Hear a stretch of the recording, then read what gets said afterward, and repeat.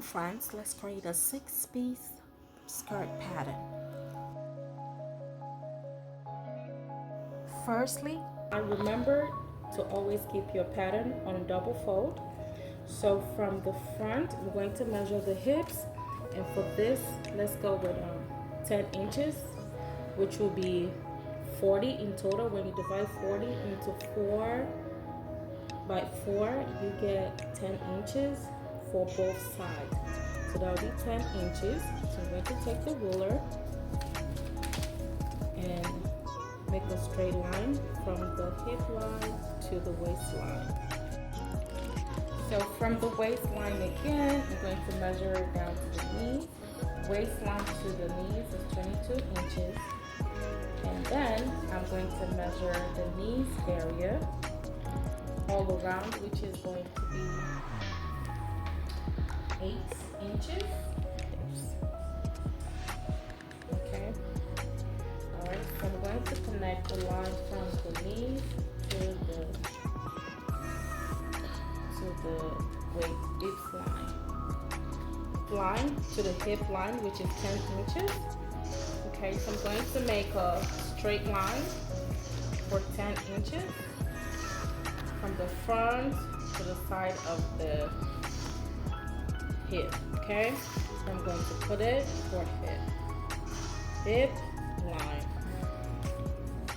Okay, a straight line, more like the darts line, by dividing the bust apex into 2, which is 8, divided by 2, which is 4. To put 4 inches line right here, then go to the hip line, measure 4 inches, put a mark right there. Also, I'm going to go to the knees. I'm also going to go to the knees area and also make a marking for 4 at 4 inches.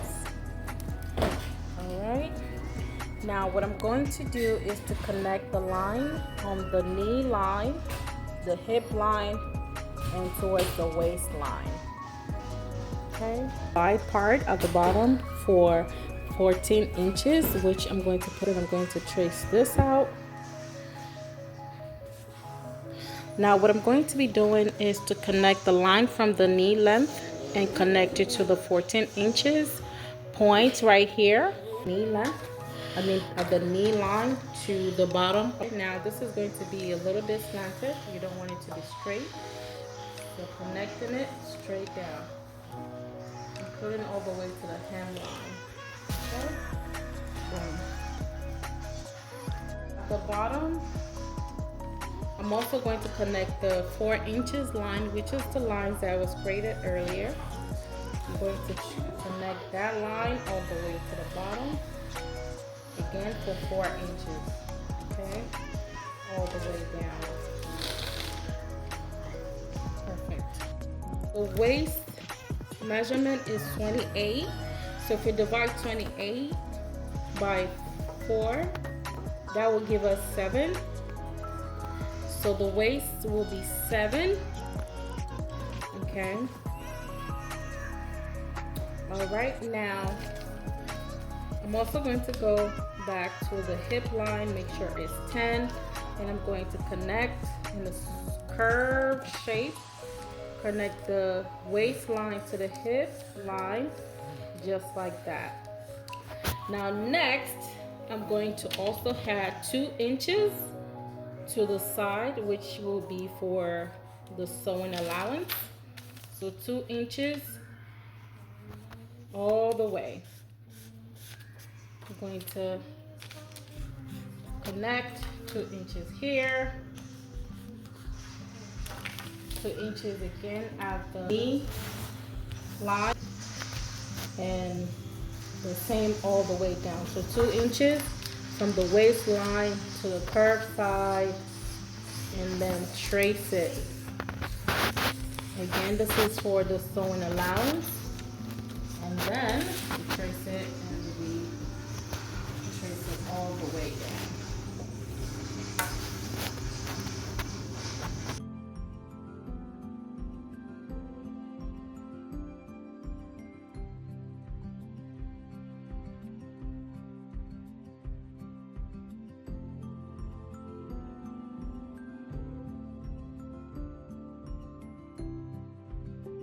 So you should have, it should be 2 pieces, and then this should be 1.